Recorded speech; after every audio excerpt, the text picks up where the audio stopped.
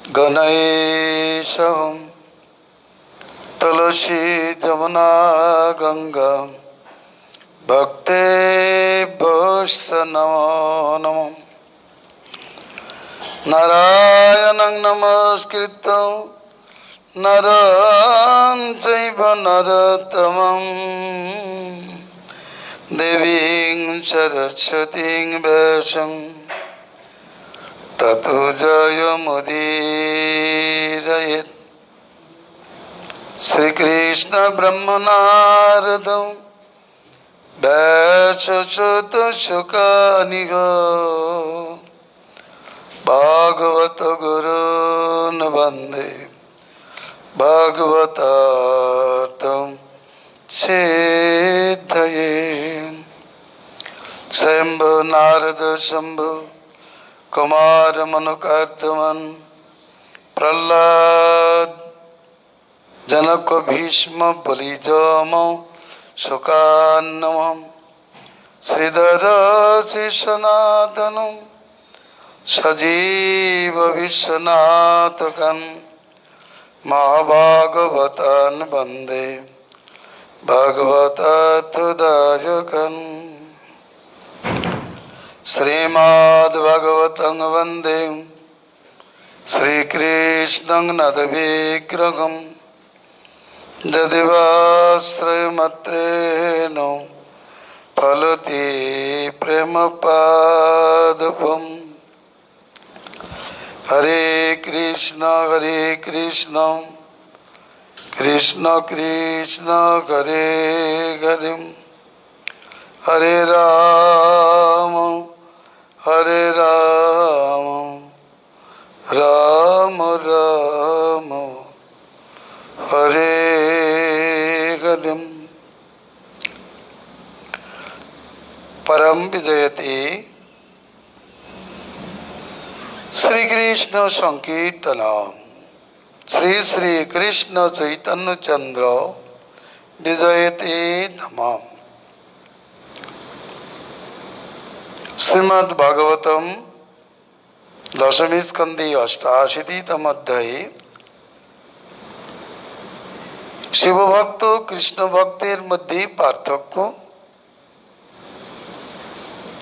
वरदान पूर्वक महादेवेर शिष्य हईते विपद प्राप्ति, भगवान कर्तृक ताके विपद हईते रक्षण इत्यादि आमादेर आलोच्य विषय। गतकाल आलोचित হয়েছিল নারদের কাছে শকুনিনন্দন বৃক আশুতোষের সংবাদ প্রাপ্ত হয়ে সে কেদার ক্ষেত্রে যায় নিজের গাত্র থেকে মাংস কাটিয়া শিবের উদ্দেশ্যে আহুতি দান করিতে লাগিল। ষষ্ঠ দিন অতিবাহিত হল। সপ্তম দিনে শরীরে আর মাংস রইল না, কি আহুতি দিবেন? সে তখন নিশ্চয় করল, এখনো শিবের আবির্ভাব হলো না, আমি মস্তক ছেদন করে তার নামে আহুতি দান করব। যেই না মস্তক ছেদন করতে গেল, অমনি মহাদেব আসিয়া তার হস্ত ধারণ করিল। তার হস্ত স্পর্শে সে সুবর্ণ কান্তি লাভ করিল, মনে ভোগ বাসনা জাগ্রত হল। তদা মহাকারণিক সদুর্জটি যথা বয়ঞ্চাগ্নিরিবর্তিত নলদ নিগৃহ্য তৎপাম ভুজয়োর্নবারয়োৎ তদুস্পর্শনাদ ভূয়ো উপস্কিতাকৃতিঃ। এইরূপ আরাধনেও দেব দর্শন লাভ করিতে না পারিয়া উক্ত অসুর সপ্তম দিবসে কেদার তীর্থের জলে মস্তকের কেশম অভিষিক্ত করিয়া খড়গ দ্বারা শ্রীয় মস্তক ছেদনে প্রবৃত্ত হইলে তৎক্ষণাৎ পরম কারণিক শঙ্কর যজ্ঞনাল হইতে উত্থিত সাক্ষাৎ অগ্নির ন্যায় উত্থিত হইয়া হস্তযুগল দ্বারা তদীয় হস্তদ্বয় ধারণ পূর্বক আমরা যেরূপ কোনো প্রকার দুঃখবশত মৃত্যু কামনাগ্রস্ত ব্যক্তিকে মৃত্যু চেষ্টা হইতে রক্ষা করি, নিবারণ করি, সেইরূপ তিনিও তাকে শিরচ্ছেদ চেষ্টা হইতে বারণ করিলেন। তখন বিকাশেরও তদীয় স্পর্শ লাভ করিয়া পুনরায় পরিপূর্ণ কলেবর হইয়া উঠিল।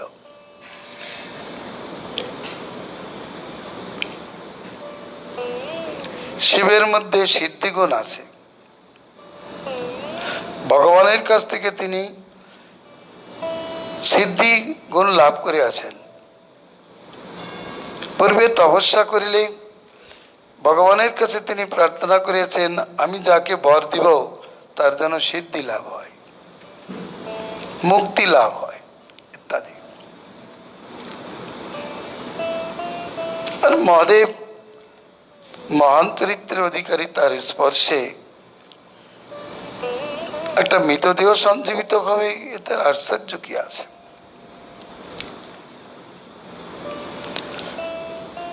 স্পর্শ মনে নাই, তার স্পর্শে কঙ্কাল সার বিকাশের দেহটি সবর্ণ সুন্দর দেহে পরিণত হইল। তমাঘো সঙ্গালমলং বৃণেশ্বমে যথাভিকামং বিতরামি তে বরম প্রিয়েয়তোয়েনম নৃণাং প্রপদ্যতামহো তয়াত্মা বৃষমর্দতে বৃথা। শঙ্কর তাহাকে সম্বোধন পূর্বক বলিলেন, হে বৎস, শিরচ্ছেদনের আর কোনো প্রয়োজন নাই। তুমি আমার নিকট যে অভীষ্ট বর প্রার্থনা করো তাই প্রদান করিব। তুমি শরণাগত পুরুষগণের জলমাত্র প্রদানেই সন্তুষ্ট হয়ে থাকি আমি, তথাপি তুমি নিরর্থক অতিশয় কষ্টকর তপস্যা দ্বারা শরীরকে পীড়া প্রদান করিয়াছ। অতএব আর আত্মপীড়নের প্রয়োজন নাই। জল দিয়ে উপাসনা করলেও আমি সন্তুষ্ট হই।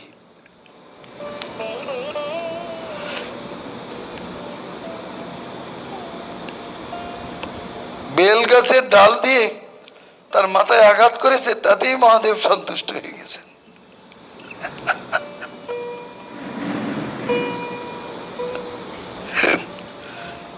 পুরাণান্তরে বর্ণিত আছে, এক ব্যাধ শিবের ভক্ত ছিলেন। প্রত্যেক দিন শিকার করে গোদাবরী থেকে স্নান করে মাংসের ডালাটা তার কাঁধে রেখে মুখে করে জল এনে শিবের মাথায় দিয়ে দিত, আর দু একটা ফুল পাতি দিয়ে দিত। যে ঋষি ওই শিবের পূজা করতেন, তিনি দেখেন প্রত্যেক দিন কে যেন এটা সরিয়ে দেয়, এত সুন্দর ফুল দিয়ে সাজিয়ে দেন, আর এসে সে কি করে, পা দিয়ে সেগুলো সরিয়ে দেয়, মুখের জলটা ফেলে দেয়, তারা ফুলপাতি যাহাই দিল।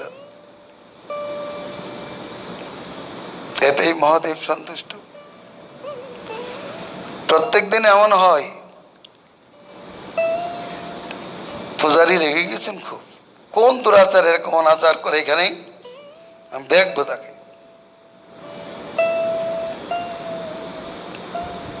তিনি পাহারা দিচ্ছেন, এমন সময় সে ব্যাধ এসে তার মুখের পা দিয়ে বেলপাতাগুলো সরিয়ে দিয়ে তার মুখের জলটা শিবলিঙ্গের পরে দিয়ে দিল, তারপর দু একটা পাতা গুতে দিল, নমস্কার করলো, ওম নমঃ শিবায়, বম বম ভোলানাথ। দেখে তো রাগ হয়ে গেছে খুব, তাকে বললেন, এই দুরাচার, শিবের পূজা করতে হয় কিভাবে তাও জানিস না, খবরদার এখানে আসবে না। তেমনটি বলে দিয়েছে, সে ভয় পেয়ে গেছে। কিন্তু তার পূজা করার স্বভাব, সে কি আর কথা শোনে? এদিন আসতে বিলম্ব হয়েছে, পূজারী অপেক্ষা করছেন, আজ সেই দুরাচার আসে কিনা আমি দেখবো, আজ আসলে তাকে আমি পিটাবো। এখন ওই দুরাচারের আসতে বিলম্ব হচ্ছে। মহাদেব বলছেন, বৎস তোমার আসতে বিলম্ব হচ্ছে কেন? তাড়াতাড়ি জল নিয়ে এসো, আমার পূজা করো। পূজারী অবাক হয়ে গেছে। কিছুক্ষণ পরে সে ব্যাধ এসে পূজা করলো। পূজারী আর কি বলবেন, মহাদেব তার পূজা চান, তাই তাকে নমস্কার করলেন। যাই হোক, ভক্তি যোগ জয় যুক্ত হোক, সেখানে আচারের অপেক্ষা করে না। যাই হোক, মহাদেব তো সামান্য জলেই সন্তুষ্ট হন, সেখানে এত শরীরটা পীড়িত করার কোনো প্রয়োজন নেই। যাও, যে বর চাইবে আমি তাই প্রদান করব। দেবং চ বপ্রে পাপিয়ান এবং ভূত ভয়াবহম যস্য যস্য করং শীর্ষনি দস্যে সম্রিয়তামিতি। অনন্তার পাপাত্মা অসুর সুখদেব গোস্বামী রেগে গেছেন। তার অধ্যবসায় দেখে অত্যন্ত রেগে বলছেন, এই পাপাত্মা অসুর শিব সন্নিধানে এইরূপ নিখিল প্রাণীগণের ভয়াবহ বর প্রার্থনা করিল যে আমি যার যার মস্তকে হস্তার্পণ করিব সে তৎক্ষণাৎ মৃত্যু মুখে পতিত হোক। যস্য যস্য করং শীর্ষনি দস্যে সম্রিয়তামিতি। যারই শিরে আমি হস্তক্ষেপ করব তার মৃত্যু হোক, এই ভর দাও। তৎসুত্তা ভগবান রুদ্র দুর্মানা ইব ভারতম ওমিতি প্রশংস্তস্मै দধে অহিরমৃতং যথা। হে ভরতকুল নন্দন, ভগবান শঙ্কর তদিশ বাক্য শ্রবণে ক্ষণকাল দুঃখিত চিত্তে অবস্থান পূর্বক অনন্তার একটু হাস্য সহকারে সর্পকে অমৃত প্রদানের ন্যায় তাহাকেও তথাস্তু বলিয়া অভীষ্ট বর প্রদান করিলেন। কি বর চাইলে বলো তো? হ্যাঁ, আমার কাছে বর নিয়ে যদি মানুষের অমঙ্গল হয় তাহলে জগতের লোক তো আমাকে দুচ্ছাই করবে। বর না দিলেও মঙ্গল, বর না দিলেও বদনাম, দিলেও বদনাম। কেমন ভয়ঙ্কর বর চেয়েছে, যার মাথায় আমি হস্তক্ষেপ করব, হস্তার্পণ করব, তার মৃত্যু হোক, সে মৃত্যু মুখে পতিত হোক। মহাদেব চিন্তা করছে, দেব কি না, দেব কি না, এটাকে স্বীকার করব কি না। তবে চিন্তা করছে, না, এর আগে তো আমি স্বীকার করেই আছি।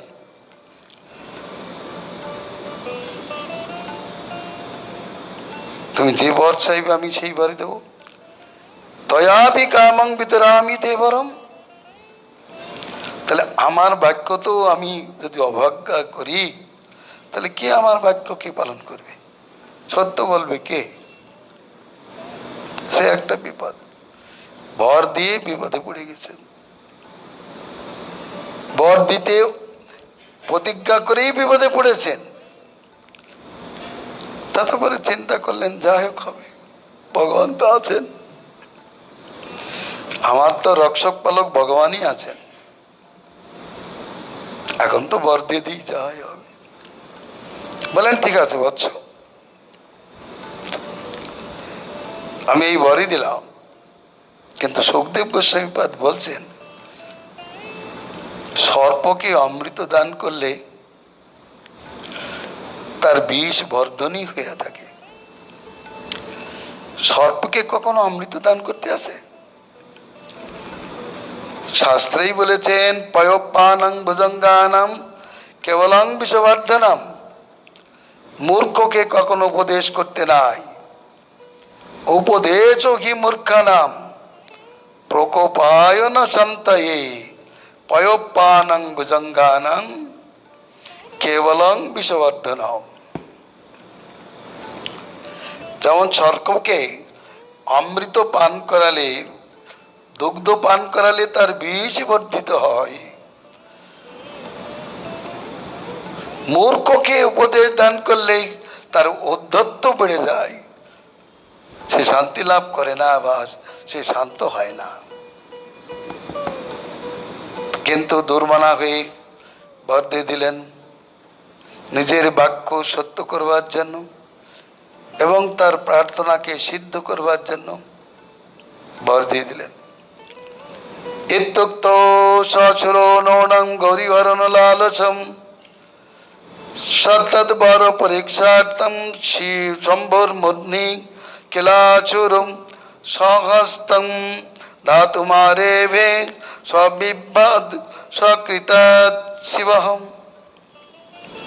অতঃপর সেই অসুর বরের সততা পরীক্ষার জন্য মহাদেবেরই মস্তকে নিজ হস্ত প্রদান উদ্যত হইলে তিনি নিজ প্রদত্ত সেই বর হেতু ভীত হইলেন। কিন্তু এর আগে পরটা বলেছেন বর প্রাপ্তির সঙ্গে সঙ্গে শিব যেই বলেছেন আমি এই বর দিলাম, সঙ্গে সঙ্গে তার ভিতরে শিবের ভক্ত, সে তো কামুক, তার কাম ভাব জেগে গেছে। আর সামনে দেখেছে পার্বতী, পার্বতী দেখে ভোগ করবার লালসা, গৌরী হরণ লালসায়। কিন্তু কি করে সম্ভব?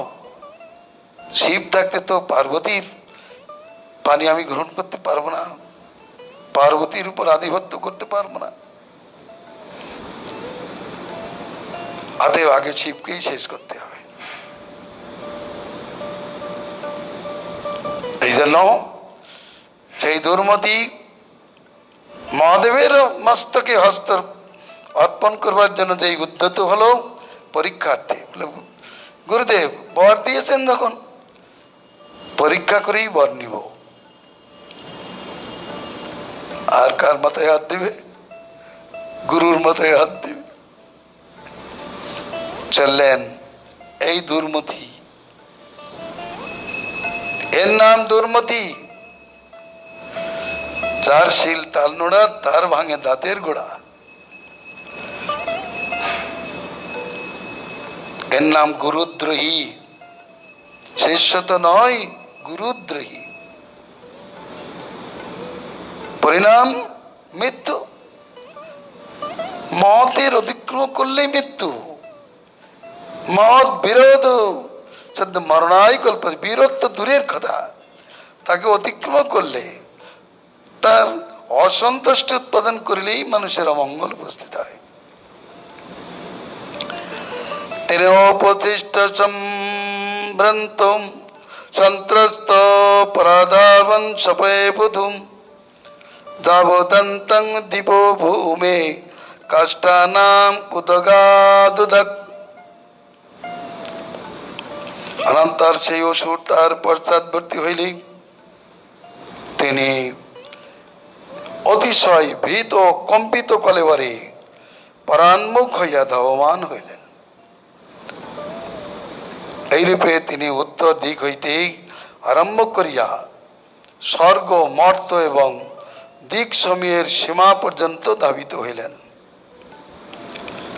কিন্তু যেখানে যাই সেখানে দেখি বিকাশক পিছনে আসছে।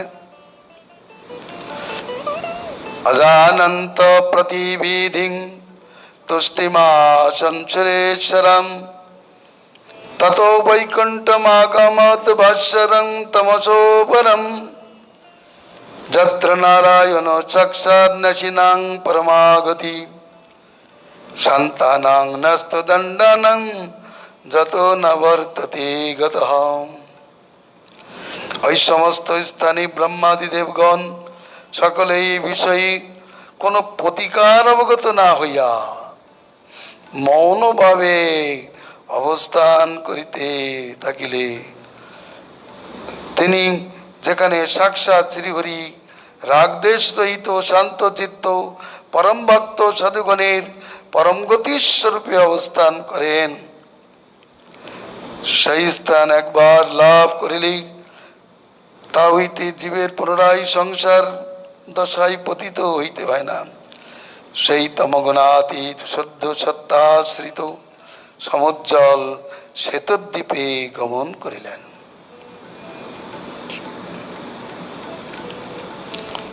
অগত্যা মধুসূদন শিবেরও আক্কেল গান প্রথমে হয়নি।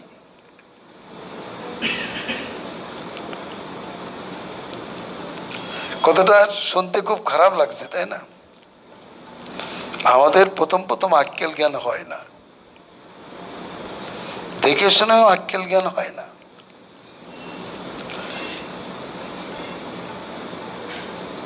শিব কি জানেন না যে কে তাকে রক্ষা করতে পারেন? তথাপি নিজের কৃতিত্ব আমি দেখি চেষ্টা করি। যেমন দ্রৌপদী, তার কথা চেষ্টা করে দেখি। এত গুণ, এখানে গুরুগণ আছেন আর 5টা স্বামী আমার আছে, ডোন্ট কেয়ার আমার। সে আবার কাকে ভালো, কাকে পছন্দ করে, কাকে তক্কা করে, কিন্তু কিছুই হলো না। নিজের চেষ্টা বিফল হয়ে গেল। অগত্যা মধুসূদন। এই সংসারের এই রীতি, প্রথমে ডাকে না ভগবানকে। বিপদে পড়েছিলেন গজেন্দ্র, গজেন্দ্র প্রথমে তো ভগবানকে ডাকেনি। 1000 বছর যুদ্ধ করার পর যখন আর দেহে বল নেই, তখনই ভগবানের শরণাপন্ন হলো। মহাবতু আদিমূল ইত্যাদি পদ দিয়ে। প্রথমেই হয়নি। মহাদেব উত্তর দিক থেকে আরম্ভ করে যত দিক ছিল সব দিকেই ঘুরলেন, কোনো দিক তাকে রক্ষা করলো না। এটা বুঝে নিতে হবে কে রক্ষা করে। শিব চরিত্র দিয়ে বুঝে নিতে হবে। মূর্খ জীব যে আত্মরক্ষার জন্য শিবের কাছে যান, শিবকে কে রক্ষা করেন, শিবের পূজ্য কে, সেই জ্ঞানটুকু তার হওয়ার দরকার। নানা দিক ঘুরে ঘুরে কোথাও রক্ষা পেলেন না। ব্রহ্মাদি দেবতাগণ দেখছেন, দেখেও রক্ষা করতে পারেন না, কারণ যে বর দিয়েছেন শিবের বাক্যকে অন্যতা করার ক্ষমতা কারণ নেই। আবার বুদ্ধিও তারা যোগাতে পারছে না, যেমন ভগবান জুগিয়েছেন। এই বুদ্ধিও তারা দিতে পারেন নাই।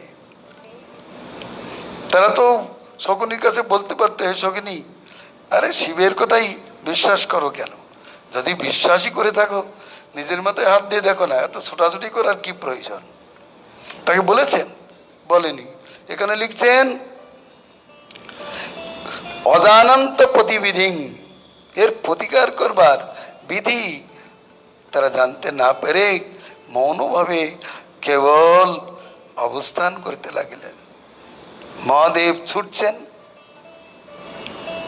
যখন দেখলেন কেউ তাকে রক্ষা করছেন না, তখন তিনি ছুটলেন শ্বেতদ্বীপে। ওই চিত বৈকুণ্ঠে নয়, শ্বেতদ্বীপ বৈকুণ্ঠে। ক্ষীর সমুদ্রের মধ্যে যে বৈকুণ্ঠ আছে, ওই বৈকুণ্ঠেই গিয়েছিলেন। সেই বৈকুণ্ঠের ধর্ম কিরূপ তাই বলছেন, যেখানে নাসিগণের একমাত্র গতিস্বরূপ শ্রী নারায়ণ বিদ্যমান, ন্যস্তদণ্ড শান্তগণ যেখানে গেলে আর সেখান থেকে প্রত্যাবৃত হয় না। যদ্গত্তান নিবর্তন্তে তদ্ধাম পরমং মম। সেই ধামে উপস্থিত হলেন।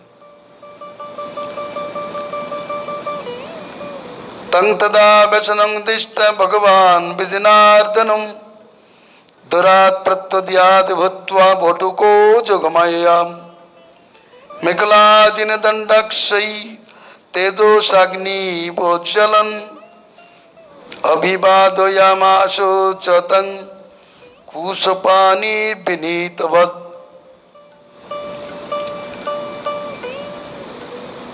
সর্বদুঃখহারী শ্রীহরি দূর হইতেই মহাদেবকে বিপদাপন্ন দর্শন করিয়া যোগমায়া যোগে বালক ব্রহ্মচারী বেশ ধারণ পূর্বক মেখলাজিন দণ্ড কমণ্ডল অক্ষমালায় সজ্জিত হয়ে ওই ব্রহ্মতেজে জ্বলিতে জ্বলিতে দিকাসুরের সম্মুখে উপস্থিত হলেন।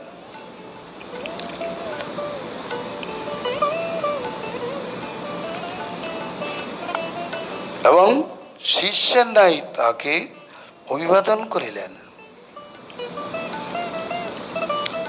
দুষ্টকে শাসন করতে গেলে মধুর ভাবে করতে হবে, সবসময় আঙুল ঝাঁকিয়ে সব কাজ হয় না।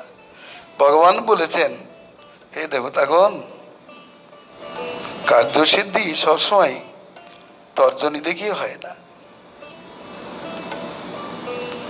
অন্য উপায়ও নীতি হয়।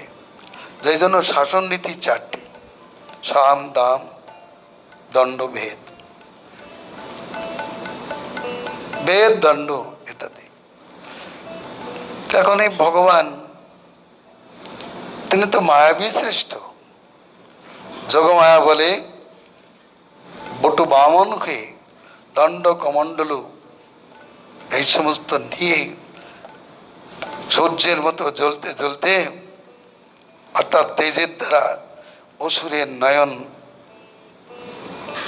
উজ্জ্বলিত করে তার সম্মুখে উপস্থিত হয়েই বিনীত বধ অভিবাদন করলেন। অভিবাদয়ামাশো চতং কুশপানির বিনীত বধ। ভগবানের হাতে কুশ ছিল। শ্রী ভগবান উবাচ শাকুনেয় ভবান ব্যক্তং শ্রান্ত কিং দুরমাগত খনং বিসম্মতং পুংস আত্মায়ং সর্বকামধুক। জগতের লোক শুনে রাখো, অসুরকে লক্ষ্য করে ভগবান কি কথা বলছেন। শ্রী ভগবান বলিলেন, হে শকুনি নন্দন শাকুনেয়, আপনাকে দেখিয়া স্পষ্টই মনে হইতেছে যে আপনি অত্যন্ত পরিশ্রান্ত হয়েছেন। আপনি কি জন্য এত দূরে আসিয়াছেন? বৈকুণ্ঠ থেকে যাত্রা করেছি, অসুর কিন্তু বৈকুণ্ঠে যায়নি। বৈকুণ্ঠে মহাদেব প্রবেশ করেছে, ভগবান তার আগে এসে গেছেন। কারণ এই অসুরের প্রবেশ হয় না, আবার হয়ও। যেমন ভগবানের মথুরা ধামে, বৃন্দাবন ধামে অসুরগণের প্রবেশ হয়, এই ভৌম বৃন্দাবনে অসুরদের প্রবেশ হয়। তদ্রূপ শ্বেতদ্বীপে অসুর প্রবেশও করতে পারে। অতএব তাকে সম্বোধন করলেন। যেহেতু পুরুষের এই শরীর সর্বপ্রকার অভীষ্ট প্রদানে সমর্থ, সেই জন্য এই শরীরের রক্ষা বিশেষভাবে কর্তব্য। ভগবান মধুর বচনে যেন তার পরিশ্রান্তি দূর করিয়াই বলিলেন, হে শকুনি নন্দন, আপনাকে দেখে মনে হচ্ছে আপনি পরিশ্রান্ত হয়েছেন। কি জন্য এত দূর আসিয়াছেন? আপনি ক্ষণকাল বিশ্রাম করুন। পুরুষার্থ সাধক দেহটাকে বৃথা বিপন্ন করা উচিত নয়। পুরুষার্থ সাধনের জন্য দেহটাকে রক্ষা করা উচিত। এই জন্য তো নীতিশাস্ত্রে বলেছেন শতং ত্যক্তা চরেদ স্নানম, 100 কর্ম পরিত্যাগ করে স্নান আচরণ করিবে, স্নান করিবে। 1000 কর্ম পরিত্যাগ করিয়া যথাসময়ে ভোজন করিবে। কারণ এই দেহটা পুরুষার্থ সাধক, এই রক্ষার জন্য প্রথমে স্নানের প্রয়োজন এবং দেহের পুষ্টির জন্য, শ্রান্তি দূরের জন্য স্নানের প্রয়োজন, পুষ্টি তুষ্টির জন্য ভোজনের প্রয়োজন। এবার প্রশ্ন, ভোজন করে কি করবে? পুরুষার্থ সাধক দেহটাকে তো সুস্থ করলেন স্নানাদির দ্বারা, তারপরে কর্তব্য কি? লক্ষ্যং হিত্বা, অতিথি সেবা করিবে। লক্ষ্য কর্ম পরিত্যাগ করিয়াও, যে অতিথি ধর্মের মূর্তি, তার সেবার জন্য লক্ষ্য কর্ম পরিত্যাগ করিবে। কিন্তু তারপরেও বলেছেন যে ভগবত প্রাপ্তির জন্য প্রয়োজন বোধে কোটি কর্ম পরিত্যাগ করিবেন। কোটি ত্যাগ করিয়া, কোটি কর্ম পরিত্যাগ করিয়া ভাগবত শুনিবেন। এখানে দুটো মাত্র বলেছেন যে এই দেহটা পুরুষার্থ সাধক, একে বৃথা বিপন্ন করা উচিত নয়, বিশ্রাম করুন। বিশ্রাম করলে শরীরটা আবার সুস্থ হয়। পরিশ্রান্ত ব্যক্তি ক্লান্ত হয়ে একটু বিশ্রাম করলেই আবার শরীরে যথাযথভাবে শক্তি প্রবেশ করে। তো ভগবান তার প্রতি সদৈবই বলছেন এই শরীরটা রক্ষা করা কর্তব্য। যদি না শ্রবণায়ালম যস্মাৎ ব্যবচিতং বিভো বন্যতাং প্রায়শ পংভি ধৃতৈ সার্তন সমীহতে। একটা অসুরকে ভগবান প্রভু বলে সম্বোধন করছেন।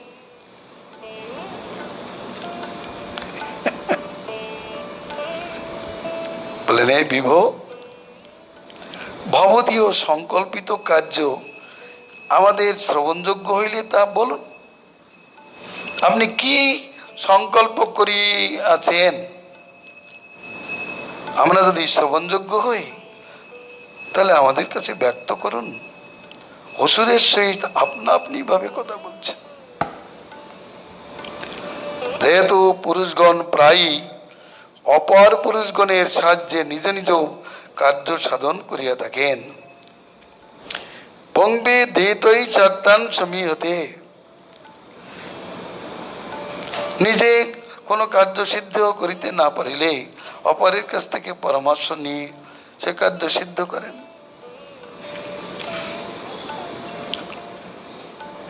আহা, মধুর এই কথা বললে শ্রী শিবকুবাচ এবং ভগবতা পৃষ্ঠবচসামৃত বর্ষিণা গত ক্লম প্রভৃত তস্মৈ যথা পূর্বমনুষ্ঠিতম। শ্রী শুকদেব বলিলেন, শ্রীহরির সুমধুর বাক্যে এইরূপ জিজ্ঞাসিত হইলে বিকাশর শান্তি শূন্য হইয়া তার নিকট যথাক্রমে যাবতীয় অনুষ্ঠিত কার্য বৃত্তান্ত বর্ণন করিল। যে এই ঘটনা হয়েছে, আগেই বলেছেন আমি আশুতোষকে ভজন করতে চাই। নারদ আমাকে শিবের আরাধনা করতে বলেছেন, আমি তাই আরাধনা করেছি। শিবের কাছ থেকে আমি বর প্রাপ্ত হয়েছি। কিন্তু বরটা পরীক্ষা করবার জন্য তার মস্তকে হস্তার্পণ করিতে যাইলেই তিনি ভীত হয়ে এইদিকে ছুটে এসছেন। এখন আমি কি করি? পরীক্ষা তো করতেই হবে। ভগবান একটা কারণ পেয়ে গেলেন। তখন তিনি বলতে লাগলেন, শ্রী ভগবান উবাচুম এবং চেত্তরি তদ্বাক্যং ন বয়ং সদ্দধীমহি जो दक्षसापात पैशाच्यं प्राप्तः प्रेत पिशाचराट। শ্রী ভগবান এটা মুখ বিকৃত করে বলেন, ও যিনি দক্ষ সাপে পিশাচ বৃত্তি লাভ করিয়া কেবলমাত্র প্রেত পিশাচ গণেরই আধিপত্য প্রাপ্ত হইয়াছেন, সেই শিব যদি তোমাকে এই রূপ বলিয়া থাকেন, তা কইলে আমরা তাদের বাক্যে শ্রদ্ধা করিতে পারি না।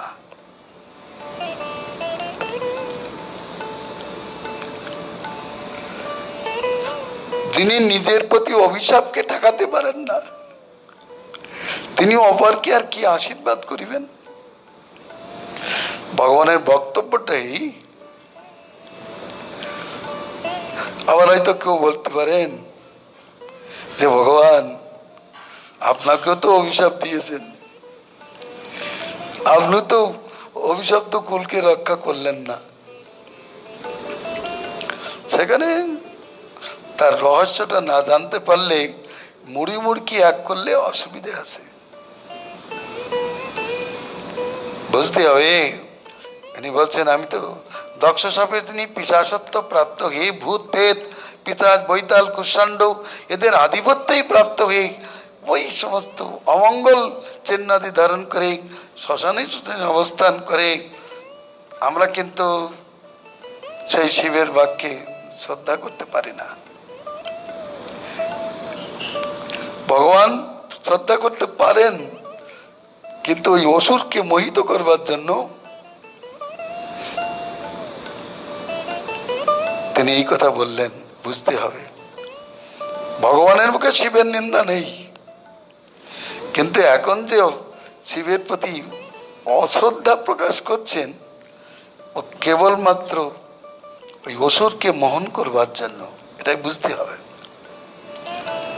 যদি বাস্তত্র বিশ্রম্ভ দানবেন্দ্র জগৎগুরু তৈরঙ্গাচু শশিরোচি হস্তং নৈশ্য প্রতীয়তাম। হে দানবেন্দ্র, যদি তাহার কথাই, সেই জগৎগুরু শিবের কথাই বিশ্বাস হইয়া থাকে, তাহলে পতিতির জন্য তার মস্তকে হস্তার্পণ করার কি প্রয়োজন? তোমার নিজের মাথায় হস্তার্পণ করিয়াই তাই তা পরীক্ষা করো, পরীক্ষা করে দেখো না। ভগবানের বাক্যে মোহিত হয়ে গেল।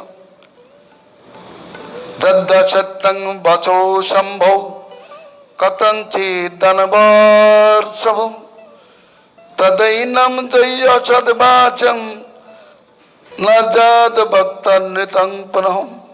হে দৈত্যবর, যদি তার বাক্য কিঞ্চিত মাত্র মিথ্যারূপে প্রতীত হয়, তাইলে পুনরায় এইরূপ মিথ্যা বাক্য না বলিতে পারে, সেই রূপে ওই মিথ্যাবাদীকে বিনষ্ট করো। একবারে বুঝিয়ে দিয়েছেন খুব সুন্দরভাবে উকিল সাহেব, এমন ভাবে বুঝিয়ে দিয়েছেন, কত বড় কথা। এ দেখো, হে দৈত্যেশ্বর,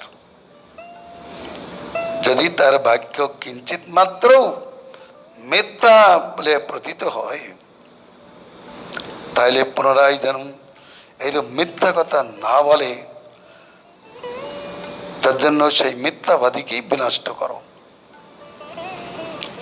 তো মানে মিথ্যাবাদীকে মিথ্যা কথা বলতে নিষেধ না করে এখন বলছে তাকে বিনাশ করো।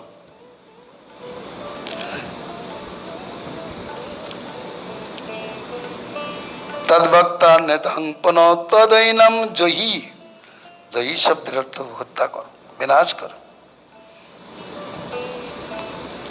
জয়ী অসদ্বাচং। আহা, এতং ভগবত চিত্রৈ বচবি চচুপেশলৈ ভিন্ন ধীর বিস্মিত শীর্ষনি সহস্তং কুমতি নধান। ভগবানের এবং বিত মনোরথ বিচিত্র মনোরম বিচিত্র বচন বিন্যাসী দুর্বুদ্ধি বিকাশুর হৃষ্টচিত্ত হইয়া আর ভ্রষ্ট চিত্ত হইয়া বড়তত্ত্ব বিস্মরণ পূর্বক নিজ মস্তকে সে হস্ত অর্পণ করিল। ভগবানের মধুর বাক্যে বিকাশুর মোহিত হইয়া যে শিব বর দিয়েছেন সে বরের কথা ভুলে যে নিজের মস্তকেই সে হস্ত অর্পণ করিল। অথাপত ভিন্ন শিরম বজ্রাঘাত ইব ক্ষণৎ জয় শব্দ নমো শব্দ সাধু শব্দ ভবদ্দিবীম। অনন্তর সেই অসুর তৎক্ষণাৎ বিদীর্ণ মস্তকে বজ্রাহতের ন্যায় ভূপতিত হইলে আকাশে জয়ধ্বনি প্রণাম বাক্য এবং প্রশংসা বচন ধ্বনি তথা প্রশংসা বচন ধ্বনি পুনঃ পুনঃ উত্থিত হইতে লাগিল। জয় জয় শব্দ জনার্দন ভগবান কি জয়।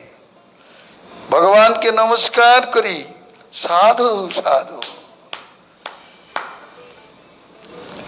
সাধু সাধু বলিয়া তারা ভগবানকে অভিবাদন করিলেন। গেল ভগবানের কথায় বিশ্বাস করে শটে ষাট্টং সমাচারে যদি বলেন ভগবান তিনি এ নয় অন্যায় করতে পারে, তবে ভগবান কেন অন্যায় করলেন? তাকে কুবুদ্ধি কেন দিলেন? তিনি তো বলতে পারতেন যে দেখো তোমার আর পরীক্ষা করতে হবে না, আমি জানি শিবের বাক্য সত্য, তুমি এটা বিশ্বাস করে চলে যাও। এটা বলেননি কেন? এটা বললে পরবর্তীকালে সে যার মাথায় হাত দেবে তাকে তো সমাপ্ত করে দেবে, সে একটা কথা। সেদিকে বিচার করে তিনি কথা বলেননি। দ্বিতীয়ত শিব একজন মহাভাগবত, যার কাছ থেকে বর লাভ করলেও তাকে প্রাণান্ত করবার অভিলাষ করেছে গৌরী অরল্লালসাই। অতএব ভগবান অসন্তুষ্ট হয়েছেন অন্তরে। এর মতো পাপীকে জগতে রাখাই উচিত না। শিবের বরে ওকে আমি ধ্বংস করব, এইরূপ বিচার নেই ভগবান বলেছেন। তিনি নিজে হাতে করে মারেননি। তুই আমার শিবের প্রতি ধাবিত হয়েছিস, শিবের বাক্য তোর মিথ্যা বোধ হচ্ছে, কুলাঙ্গার কোথাকার, বেরো এখান থেকে, এমনটি কিছু বলেননি। তিনি বলেছেন শিবের বাক্যে যদি তোমার বিশ্বাসই হয়ে থাকে, আমরা তো বিশ্বাস করি না, তোমার যদি বিশ্বাস হয় তাহলে শিবের মাথায় হস্তার্পণ না করে তোমার নিজের মাথায় হস্তার্পণ করেই দেখো না। সে মনে করলো তা তো ঠিকই বলেছেন, কেন এত ছোটাছুটি করবো? শিবের বর যদি সত্য হয় হবে, না হয় না হবে, আর না হলে আমি ওই সর্বজগতে গিয়ে বেড়াবো। সেই মিথ্যাবাদী, সে বোঝায় বর দেয় তা ঠিক নয়। কিন্তু কি হলো?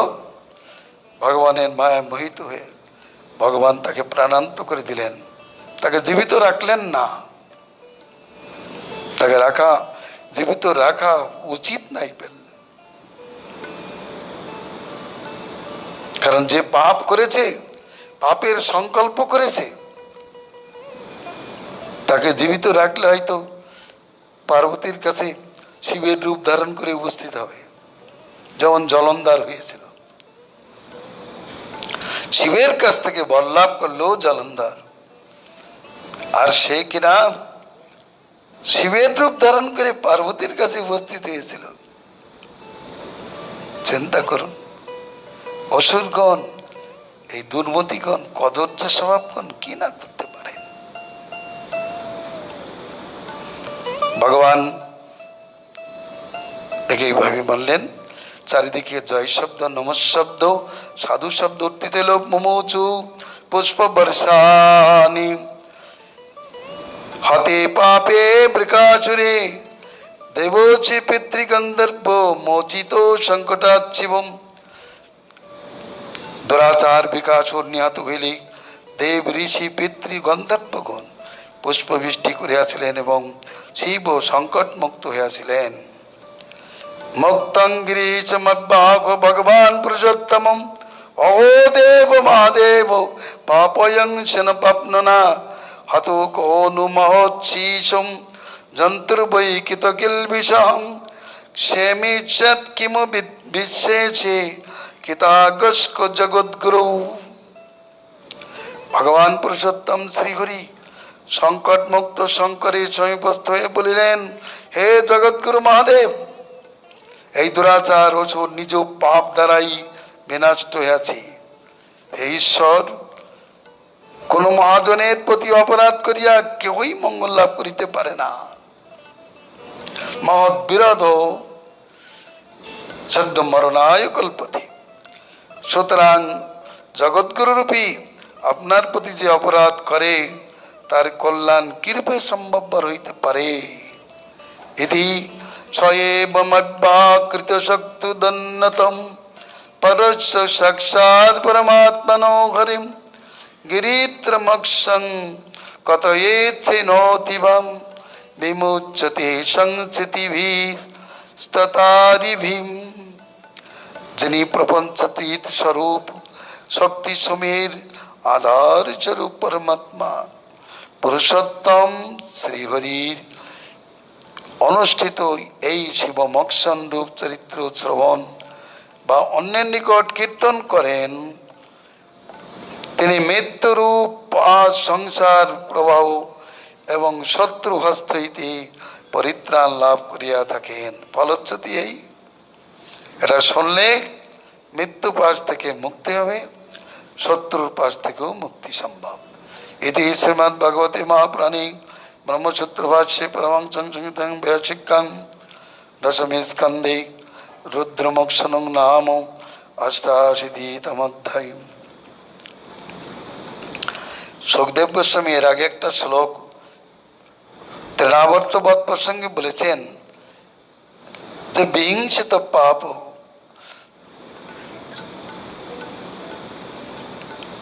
যে পাপী নিজের পাপেই ধ্বংস হয়, সাধুগণ সমত্ব দ্বারা রক্ষা পায়। অর্থাৎ বালকটি সমগুণে রক্ষা পেয়েছে, কিন্তু এই যে হিংস্র অসুরটি নিজের পাপেই ধ্বংস হয়েছে। তেমনি এই বিকাসুর মহতের চরণে অপরাধ করিয়া নিজের পাপেই ধ্বংস হয়েছিলেন। গোবিন্দেতি মঙ্গলম। হরে কৃষ্ণ কৃষ্ণ কৃষ্ণ হরে হরে, হরে রাম রাম রাম হরে হরে। এরপর 89তম অধ্যায়ে ব্রহ্মা বিষ্ণু মহেশ্বরের মধ্যে কে প্রধান এবং বিজয় অর্জুনের পরাজয়, ভগবানের বিজয় আমাদের আলোচ্য হবে।